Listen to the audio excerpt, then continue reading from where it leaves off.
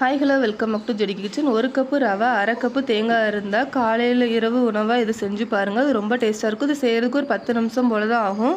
நான் அதுக்காக மெஷரிங் கப்புக்கு 1 கப் அளவு நான் ரவை எடுத்திருக்கேன். அது ஒரு மிக்ஸி ஜாருக்கு மாற்றிக்கோங்க. 1 கப்பு ரவைக்கு அரை கப் அளவு துருவின தேங்காய் சேர்த்துக்கோங்க. ஒரு 4லேருந்து 5 வெங்காயத்தை இந்த மாதிரி உரித்து சேர்த்துருக்குறேன். கொஞ்சமாக சீரகம் சேர்த்துக்கோங்க. தேவையான அளவு உப்பு சேர்த்துக்கோங்க. எந்த கப்பில் ரவை எடுத்தனோ அந்த கப்புக்கு 1 கப் அளவு தண்ணி சேர்த்துருக்கேன்.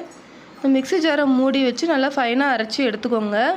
இது நம்ம ரவை தேங்காய்லாம் சேர்த்து பண்ணுறனால அது ரொம்ப டேஸ்ட்டாக இருக்கும். இப்போ நம்ம அரைச்சதை நம்ம ஒரு பவுலுக்கு மாற்றிக்கலாம். அது கூடவே நான் மிக்ஸி ஜார் அலசி கொஞ்சமாக தண்ணி சேர்த்துருக்கேன்.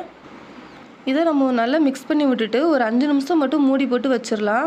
அப்போ தான் நம்மளுக்கு நல்லா சாஃப்டான தோசை கிடைக்கும்.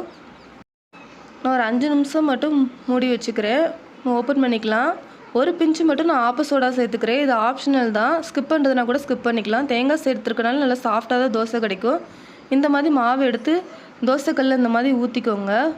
லைட்டாக இந்த மாதிரி விரித்து விட்டுக்கோங்க. தேவைப்பட்டால் நெய் இல்லை எண்ணெய் கூட மேலே சேர்த்துக்கலாம். நீங்கள் விருப்பப்பட்டால் கொஞ்சமாக கேரட்டு இல்லை வெங்காயம் கூட இந்த மாதிரி மேலே கட் பண்ணி கூட சேர்த்துக்கலாம். ரொம்ப நல்லாயிருக்கும். 2 பக்கம் திருப்பி போட்டு அது பிளேட்டுக்கு மாற்றிக்கோங்க. இதே மாதிரி எல்லா தோசையும் சுட்டு எடுத்துக்கோங்க.